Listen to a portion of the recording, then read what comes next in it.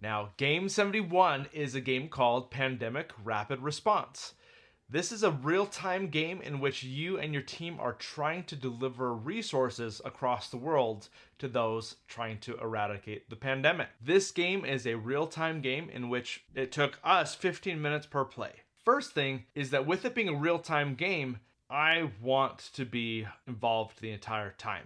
I want to be doing something that entire time. Other games on this list, I'm doing that. This game in particular, depending on player count, you're going to be waiting for your turn for a little bit, right? And 15 minutes for the entire game.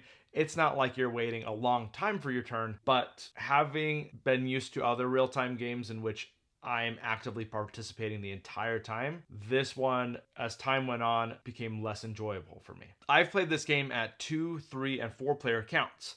And I feel like as we look at those, the scale teeters between a couple things when you go look at 2 players versus 4 players.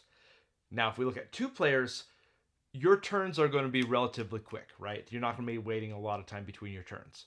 However, the difficulty of the game is a little bit more than it would be at 4 players. And that's because when you assign your dice and they get locked in those certain spots, it's harder to accomplish some of those things with only 2 players, with the set number of dice there are between them. Now, if we look at 4 players, it's going to be a little bit easier to do some of those actions with so many dice in the dice pool. But the time between turns is going to take a little bit longer.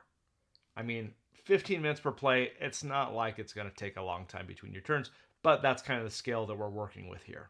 After 10 plays of this game, it feels like I've seen almost everything that the game has to offer. There's not a lot of variability to what is inside the game, right? There are different contracts, there are different roles that you could take on, different difficulties, but it doesn't feel like it changes drastically from game to game. Is this a game I feel like everybody needs to try? Probably not. But if the theme is really appealing to you and you really want to try a real-time game, then I think you should. I personally feel like there are other real-time games that I would personally want to introduce first. As I look at other real-time games, I feel like they offer a little bit more variability that I'm looking for, and that's why this is at the bottom of the list. Now, that was my Game 71, Pandemic Rapid Response. In my next video, we're going to be trading chaos for calm, saving habitats instead of the world. I'm going to drop my stats here on the screen for you to look at as a reference. I'll see you next time on Deck of Dice.